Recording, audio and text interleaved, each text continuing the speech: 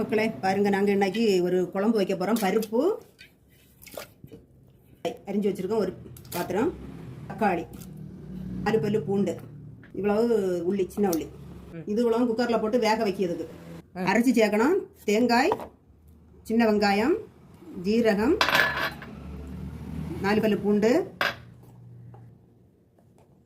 மிளகுத்தூள், மஞ்சள் தூள், காயப்பொடி சேர்க்குறோம். எல்லாத்தையும் இது மசிஞ்சாச்சு. இனி இதுக்கு கூட அரப்பு சேர்க்கணும். அரைச்சி வச்சிருக்க அரப்பு சேர்க்குறோம்.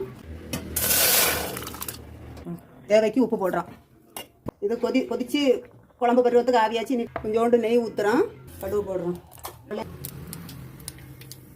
கடுகு பொரிஞ்சு வந்தாச்சு. பச்சை மிளகாய் போட்டாச்சு. தாளிச்சதில் ஊற்றிக்கிட்டு கடுகு தாளிச்சு ஊற்றி கருவேப்பிலையும் போட்டாச்சு. திறக்கும் போது கமகமா வாசம். இதில் ஒரு பருக்க சோறு கூட மிச்சம் இல்லாமல் நிறைய சாப்பிடலாம். லைக் பண்ணுங்க, ஷேர் பண்ணுங்க, சப்ஸ்கிரைப் பண்ணுங்க.